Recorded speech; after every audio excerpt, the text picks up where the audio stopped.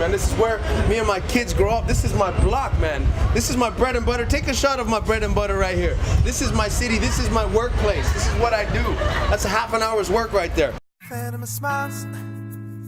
Let me take you on a trip for a little while. We're starting to really like get some nice breaks. I've been working hard for about 2 years on my music and on my career, like legitimately as a career. And it's not an easy one because I have 3 kids, man, and I'm grinding hard. And there's a lot of people that say, hey man, you got kids, you can't be doing this stuff. But what people don't realize is that like the kids are why I work so hard.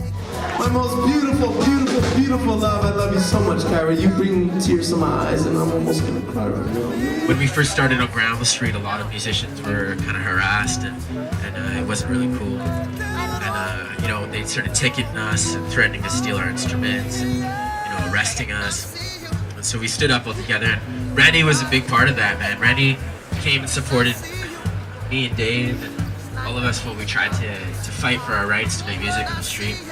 First time I met Randy, I just got back from Africa and went by the Hansa Club, and one of those interception into yourself exit entrance, and then you just give yourself like a big handshake. Hey, what's up, brother?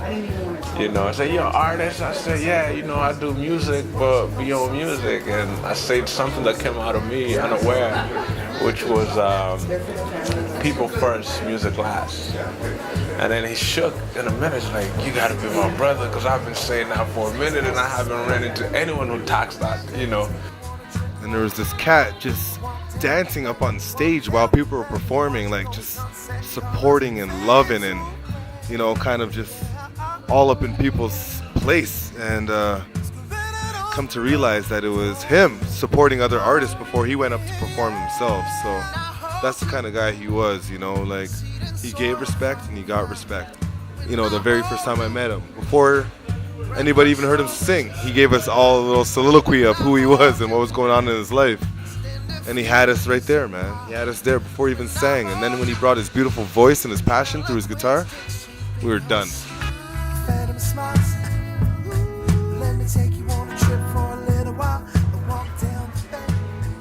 His eyes blaze with defiance against faces of violence, raised in the silence, his voice an echo of reality, teaching me that freedom is becoming free, release and acceptance.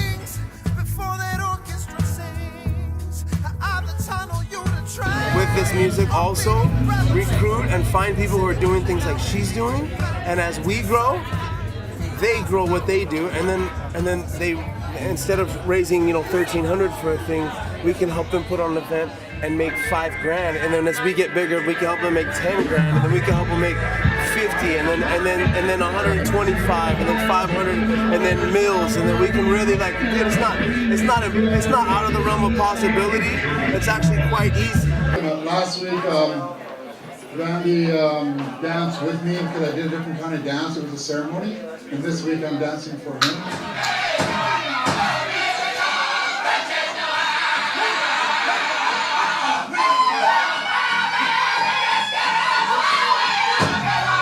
So this is my Randy story for y'all. I remember going to the source at Nyala, and it was the first time I was ever there, and I did this song, and dude came out of the front because he was having a smoke, and he looked at me like, what? He did one of these, you know, what? And then and I was singing, and he said, yes, Brenton. He looked at me like that once, and then I didn't know him, and I looked at him, he looked at me, and I said, jump on. And we just sang together, and after that, we were just peace ever since, right? So one more time, sing it with me, y'all. Like church, like church. So, fire, fire. Sing it out loud, y'all. Fire, fire. Keeps on burning, burning, burning in my soul. It's about love. It's about peace. It's about family. That's my foundation.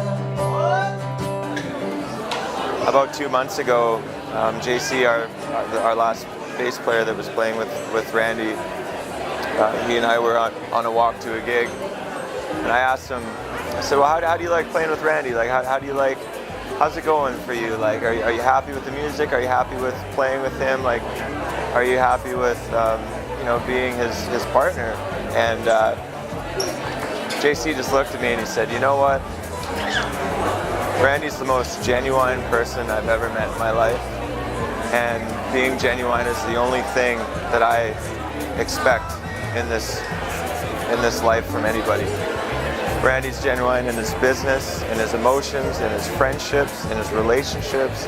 He's very candid and he's very, very expressive in how he feels about you. And if you had to sum him up, that's what I would say, that Randy is still the most genuine person I've ever met.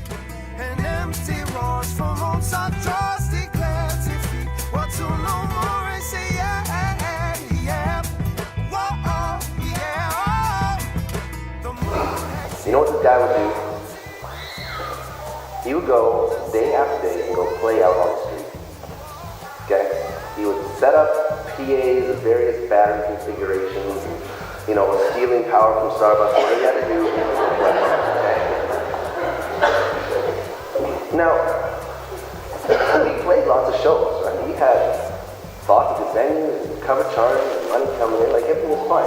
There's no reason to play on the street. You know why he played on the street? It's a good question, okay? It's because he wanted to get one-on-one with strangers, maybe someone who needs it, and look them in the eye and brighten their day. He would often do a club till the wee hours of the morning, and then come in at at about 8 o'clock after 2 hours sleep and do a worship set. And it was wonderful. He was such an amazing fit for our little motley crew church on the corner of Commercial and First in the heart of East Vancouver.